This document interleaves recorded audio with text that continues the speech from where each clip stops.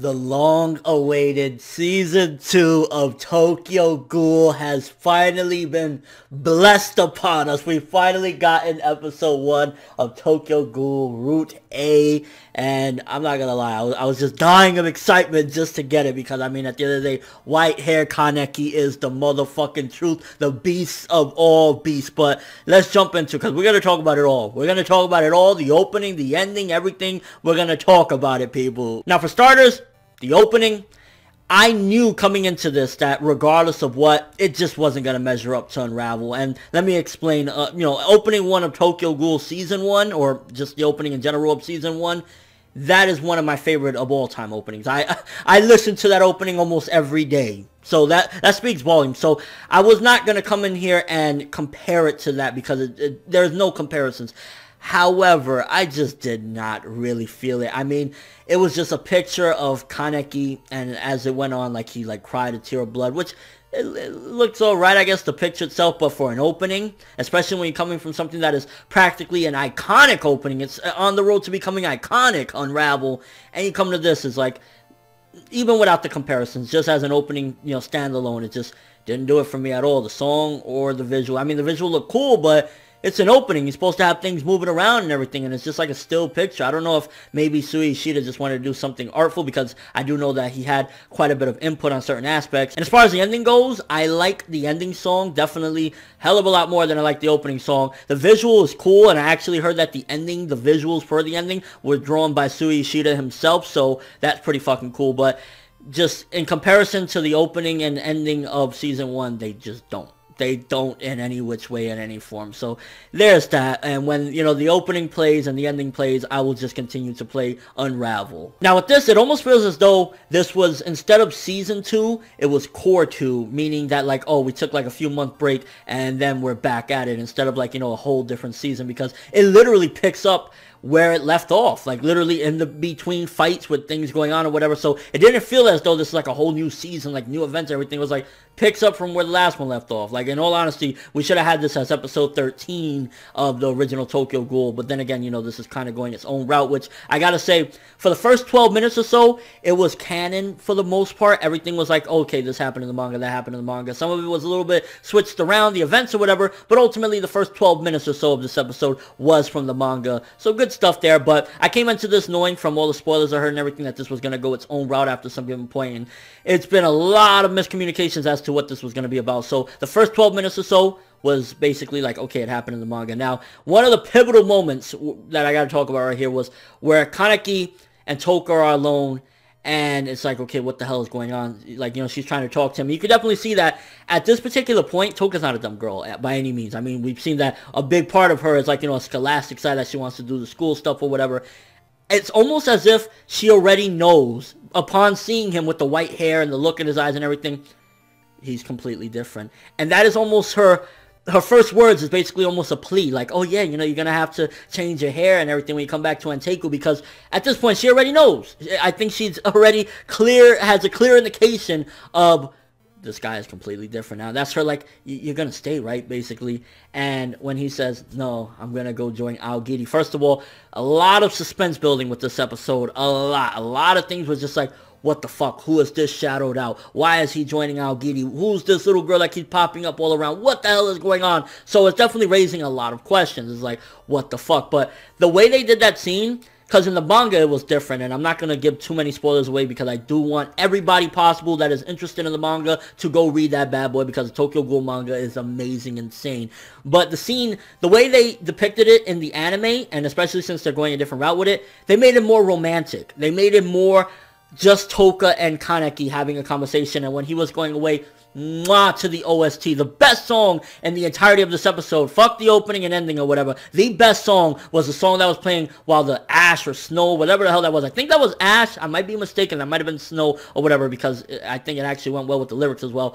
The song was beautiful. Absolutely beautiful. And it kind of played a really good part in showcasing just like, Toka's like, you're leaving me? So it showcases that they actually did grow a bond, and they obtained a connection with each other. So with him leaving, it's like, not only is it just him leaving like, oh shit, I started to like him, whatever. That's also the change in Kaneki. You're seeing him, in a way, turning his back on his humanity, because his humanity wanted him to be next to Toka. He was getting into being with Toka and, you know, just being around her and starting to form bonds and whatnot.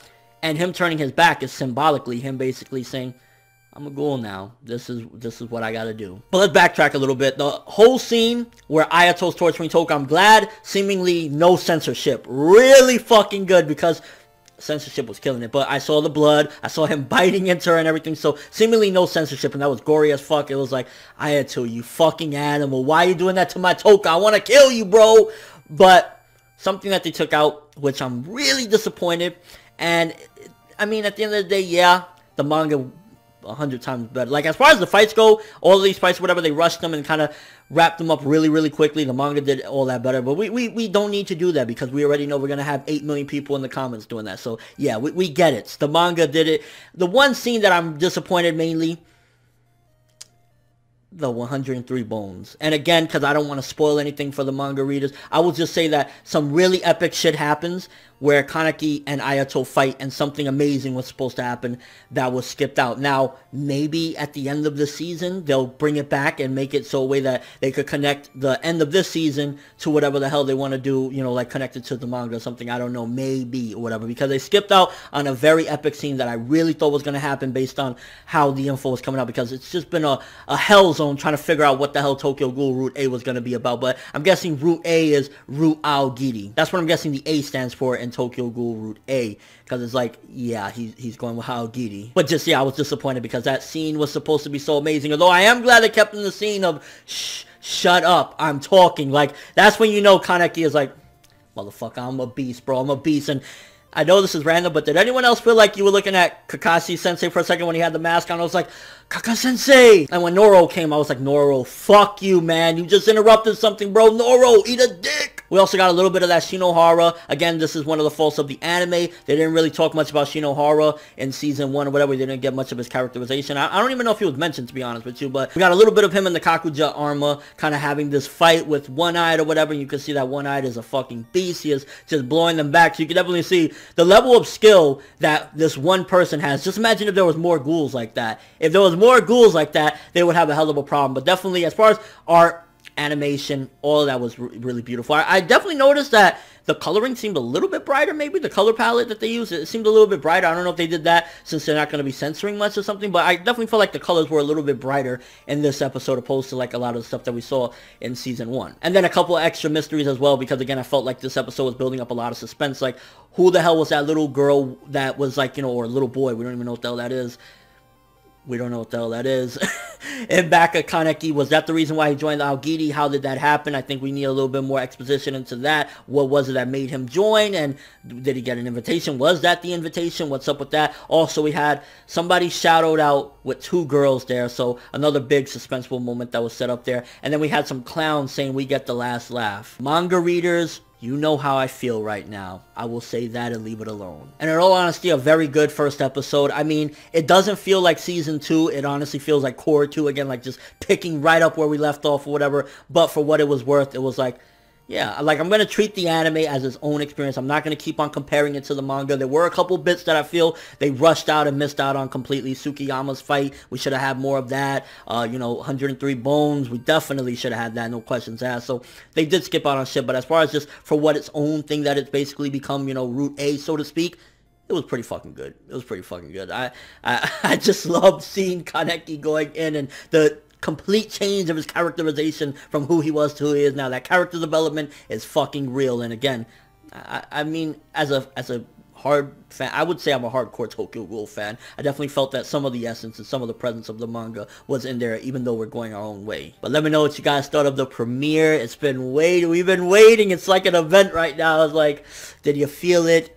Manga readers, are you still really upset? I get it. You know, they skipped out on stuff for this one. But from here on out, they might be having some stuff from the manga here and there. But for the most part, I think after this episode, we can completely just say, fuck everything. This is his own thing. Let's see what happens from here. And just your overall thoughts is like, I ain't gonna lie. I really wish the opening was Unravel. They should have just kept Unravel flat out. Especially the opening that we got is just No. But as a whole, just Tokyo fucking Ghoul Route A. Let's keep on going, baby. That's all I have for this one. Thanks for watching. Hope you enjoyed. If you liked anything I had to say or enjoyed the video, drop me a like. I'd greatly appreciate it. And if you haven't subscribed, if you could do so as well, that'd be amazing. I'm ForneverWorld, and as always, people, have an awesome day. White-haired Kaneki is back, and he is ready to kick some ass, baby. Let's go, Route 8!